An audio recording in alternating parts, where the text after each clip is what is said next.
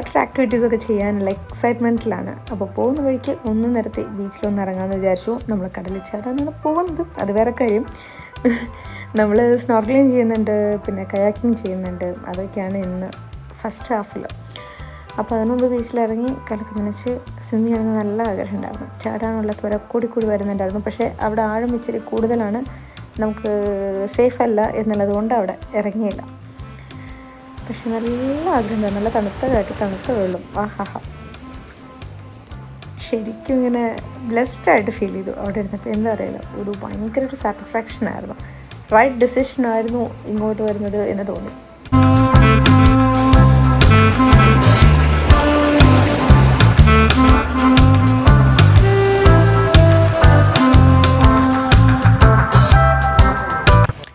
പുറകിൽ വരുന്നതാണ് സാജൻ, ഞാൻ ഇരിക്കുന്ന വണ്ടി ഓടിക്കുന്നത് ആകാശ്.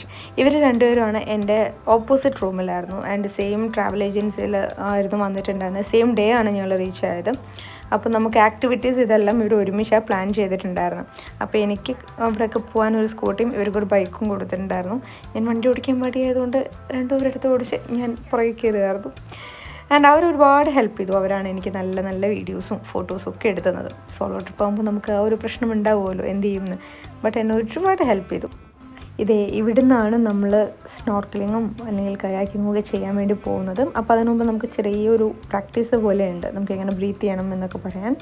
അപ്പോൾ അതിനു മുമ്പ് നമുക്ക് ആദ്യം ലൈഫ് ജാക്കറ്റൊക്കെ ഇട്ടൊന്ന് ഫസ്റ്റ് കയാക്കിങ് പോകാം, അപ്പോഴേക്കും ഇവരെ പഠിപ്പിക്കാം എന്ന് പറഞ്ഞു. അപ്പോൾ ഞാനാണ് ഫസ്റ്റ് കയാക്കിങ് പോകുന്നത്. വെള്ളം ഭയങ്കര പ്രശ്നമാണ് ഇപ്പോൾ, അതുകൊണ്ട് ഫോണിൽ തട്ടിക്കഴിഞ്ഞ് ഫോണൊക്കെ ചീത്തയാവും എന്നൊക്കെ പറഞ്ഞു. പക്ഷേ എൻ്റെ മനസ്സ് സമ്മതിച്ചില്ല, എനിക്ക് വീഡിയോ എടുക്കണമെന്ന് പറഞ്ഞ് ഞാൻ ഫോണും കൊണ്ടാണ് പോയത്. പക്ഷേ എൻ്റെ ആദ്യത്തെ എക്സ്പീരിയൻസ് ആയിരുന്നു കേട്ടോ കയാക്കിങ്. എങ്ങനെയായിരിക്കും എന്തായിരിക്കും ഒരു ഐഡിയ ഇല്ലായിരുന്നു. പക്ഷേ എനിക്ക് ഭയങ്കരമായിട്ട് ഇഷ്ടപ്പെട്ടു. സത്യം പറഞ്ഞാൽ കുറച്ച് നേരം കൂടെ ചെയ്യണമെന്നുണ്ടായിരുന്നു. അത്രയും എന്താ പറയുക, ഭയങ്കര പീസ്ഫുള്ളായിരുന്നു. ഭയങ്കര സൈലൻസും ഒരു ബഹളവും ഇല്ലാതെ ഭയങ്കര കാമായിട്ട് ഫെൽറ്റ് സോ ഗുഡ്.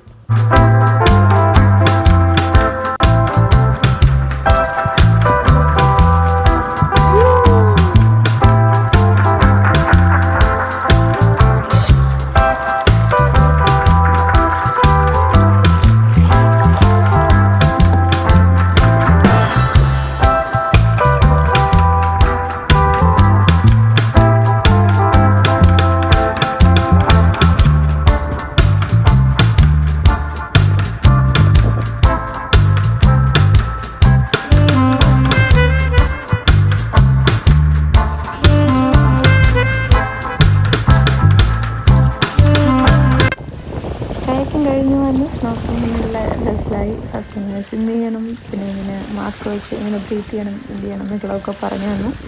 ഈ ആംഗിളായിരുന്നു എല്ലാത്തിനും ഹെൽപ്പ് ചെയ്തിട്ടുണ്ടായിരുന്നത്. അപ്പോൾ നമുക്ക് വായിൽ ഒരു ഇത് വയ്ക്കും, അപ്പോൾ അതിലൂടെ വേണം എടുക്കാൻ എന്നൊക്കെ പറഞ്ഞ് കുറേ അതിൻ്റെ കാര്യങ്ങളൊക്കെ പറഞ്ഞു തന്നു.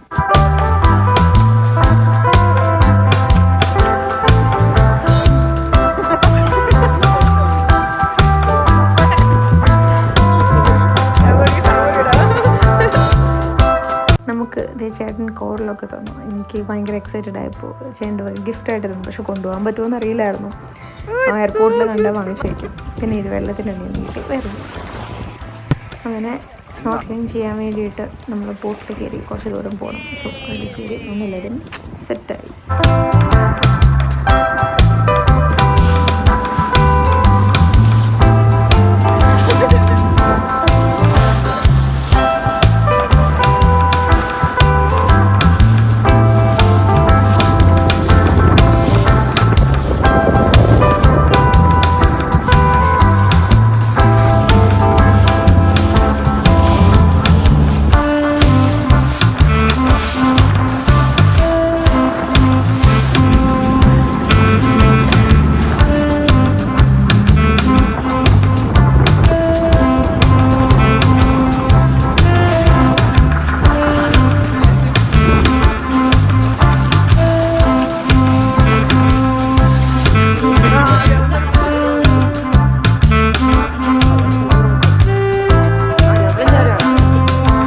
വെള്ളത്തിലിറങ്ങാനുള്ള സ്ഥലം എത്തിയും നിരത്തി എല്ലാം സെറ്റ് ചെയ്തൂടെ മാസ്കൊക്കെ വെച്ച് ചാടാൻ പോവാം.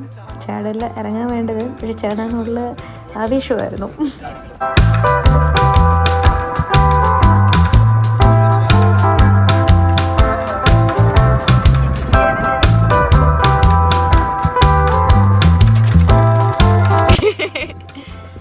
ചേട്ടനാണ് എന്ന് സ്കൂബ ഡൈവിംഗ് എന്ന് പറഞ്ഞത്. ഏറ്റവും വലിയ കാരണം എന്താ അറിയാം, ചിലർക്ക് എക്സൈറ്റ്മെന്റ് കൂടുതലാണ് കാണുമ്പോ. പിന്നെ അവരെന്തെങ്കിലും എക്സ്പ്രഷനും വാവുന്നൊക്കെ ഇങ്ങനെ പറഞ്ഞു വാവെന്ന് പറയുമ്പോൾ പിന്നെ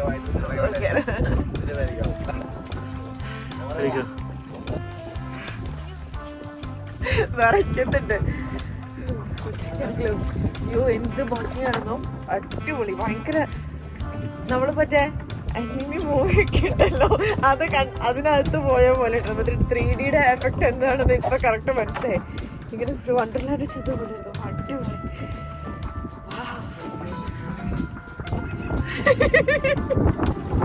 ഏഞ്ചൽ ഫിഷോ അങ്ങനെ ഫിഷ് ഉണ്ടായിരുന്നില്ലേ, നീല കളറിൽ വരുന്ന ഏഞ്ചൽ ഫിഷ്. അയ്യോ അതൊക്കെയാണ് ഭംഗി.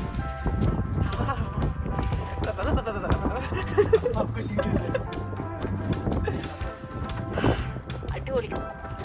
സ്നോർക്ലിംഗ് എന്ന് പറഞ്ഞപ്പോൾ ഇത്രയും വലിയ എക്സ്പീരിയൻസ് ആയിരിക്കും ചിന്തിച്ചു പോലുമല്ല. അടിപൊളി എക്സ്പീരിയൻസ്. ഓ എക്സൈറ്റ്മെന്റ് കൂടിക്കിട്ട് എന്തെങ്കിലും സംഭവിച്ചാലേ ഉള്ളൂ.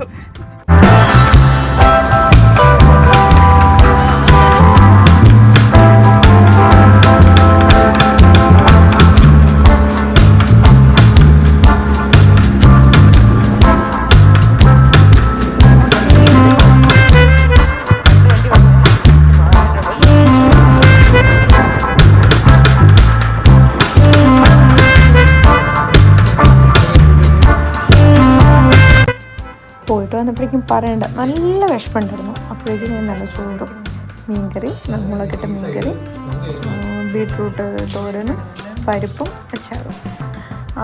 അയ്യോ അത് കിട്ടിയപ്പോൾ അത് കഴിച്ചപ്പോൾ കിട്ടിയൊരു സമാധാനം, സന്തോഷം. കാരണം ഫുള്ള് വെള്ളത്തിലൊക്കെ ഇറങ്ങി ഇത് കഴിഞ്ഞതിന് ശേഷം ഒരു ഇപ്പം തന്നെ കൊതിയാവും.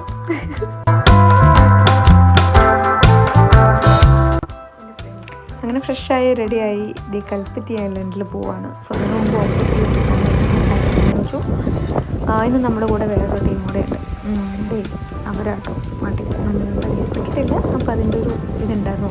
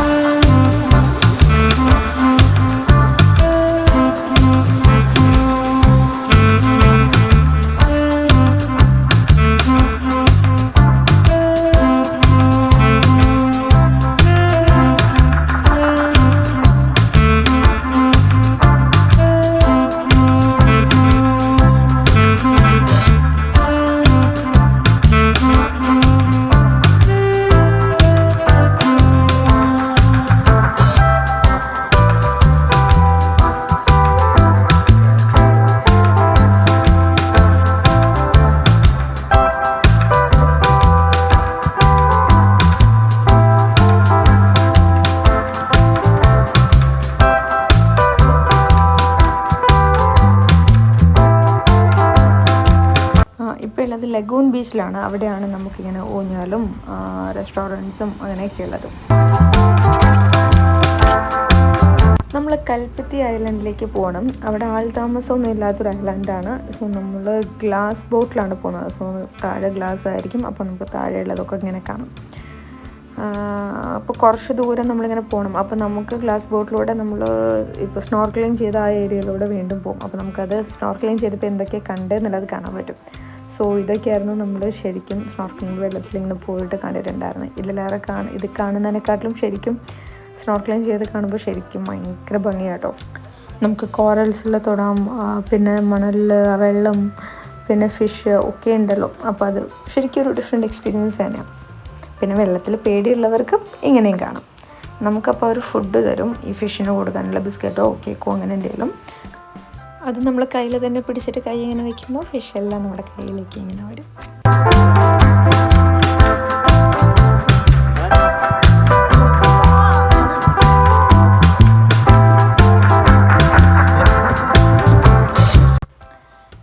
ഇതൊക്കെ കഴിഞ്ഞപ്പോഴേക്കും എൻ്റെ ഫോണിലെ സ്പേസും തീർന്നു.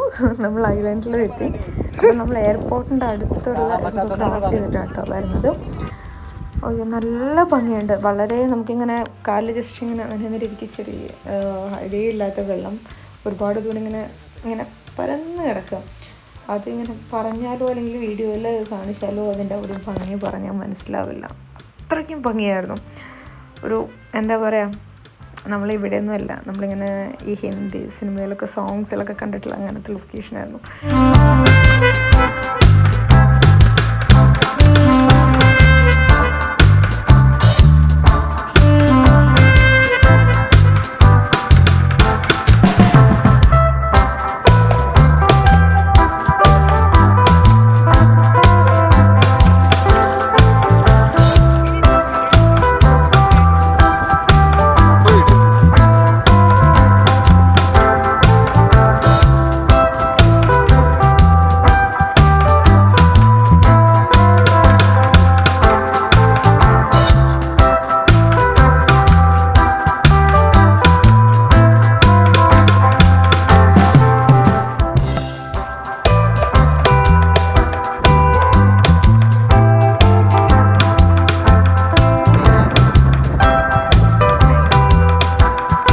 അവിടെ നമ്മളിങ്ങനെ നടക്കുക നമ്മളിങ്ങനെ 2-3 ബീച്ചൊക്കെ ഒന്നിച്ച് ചേരുന്നതൊക്കെ ഇങ്ങനെ കാണാം. അങ്ങനത്തേക്ക് ഒരു വ്യൂ ഉണ്ട്. എന്തായാലും നല്ലൊരു സൺസെറ്റും അവിടെ നിന്ന് കാണാൻ പറ്റും.